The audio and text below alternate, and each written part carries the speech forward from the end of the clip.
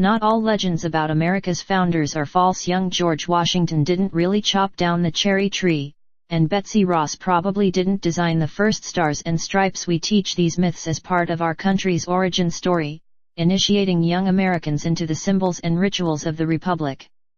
But Thomas Jefferson really did redact the New Testament with a razor and glue, to make a Bible that was more to his liking, hacking away miracles, Jesus's divinity, and the resurrection itself. He fashioned a radically rationalist scripture for a more enlightened age. You can see the deists' collage in the glass case in the center of the room. Here's a King James Bible open to Matthew 10, with "The kingdom of heaven is at hand" left untouched by the scalpel. Next to it lies the God-free scrapbook of pasted verses that the Jefferson called the life and morals of Jesus of Nazareth, like a heavy-handed work of conceptual art at the Hirshhorn across the mall.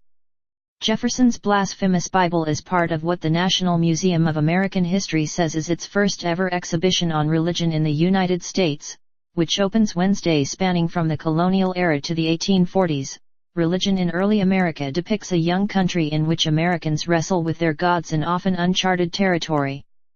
The Smithsonian, with its new religion curator, Peter Manso, appears to recognize how monumental and daunting a task it is to convey the contents of a society's soul. Instead, Manso is at his best taking snapshots of individual lives, a West African slave jotting down all the Islamic teaching he can remember, a 14-year-old girl stitching devotional poems in New Jersey, a Massachusetts churchman hastily replacing king with Congress in his Book of Common Prayer. There is also a Torah scroll, visibly scorched during the 1776 British occupation of Manhattan, and the saddlebags that accompanied a former slaveholder as he atoned for his sins, preaching abolition. Manso is an unusual man for the job. Before joining the museum, his work had included running an influential online religion magazine for people made anxious by churches, called Killing the Buddha. His books include a memoir about his parents, formerly a Catholic priest and nun, and a travelogue in pursuit of the world's human relics. In other words, he's attracted to the bizarre and sometimes discomforting ways in which religion makes us behave. The National Museum of American History, meanwhile, has a somewhat musty reputation as America's attic, preserving hallowed artifacts with the stamp of federal officialdom and enthroning the founders as Greco-Roman gods in our civil religion, while sometimes functioning as a collection of miscellanea rather than telling a coherent story.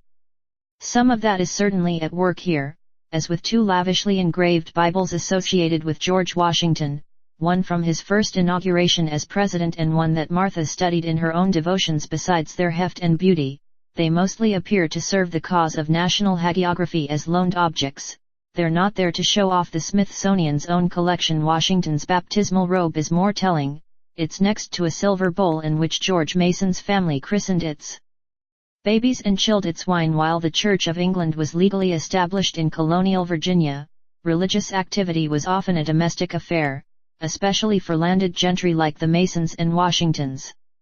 Elsewhere, the framing themes of the exhibit, spelled out in big letters, are diversity, freedom and growth. More than anything else, the sheer variety of early Americans' religious experience is on astonishing display, supplemented through considerable loans from institutional and private collections across the country. Children learned morality and scripture from didactic spelling books as well as Sunday toys like the inviting Noah's Ark playset. There's two of every animal, plus a rat that might have stowed away on board. In Baltimore, lottery tickets funded the country's first Catholic cathedral, while Haitian immigrant mother Mary Lang founded a school and religious order for black women. A cross of hers is on display under seal as a prospective second-class relic while the Vatican investigates her for sainthood. Far from the cities, John Eliot translated the Bible into the language of the Wampanoag, as much a tool of evangelism as a fundraising prop for the church back in England. And America spawned its own innovations, too. There's currency used by the fledgling Mormon colony in Kirtland, Ohio, with a handwritten page from their new scripture, and products made for sale by the Shakers. Religion in Early America is set to run for just 1 year, in a small gallery flanked by two mammoth 15-year-long exhibition spaces. It's not perfect. Manso told me himself, for example, that Catholics are probably overrepresented here, because they have such great material culture and the focus on individuals is sometimes overbearing. Some people, like the proto-feminist and Quaker minister Lucretia Mott, seem included just to check a box, though her ghostly cloak and bonnet make for a haunting, empty echo of her portrait. Likewise, a church bell cast by Paul Revere seems to have been included just because it's from Paul Revere.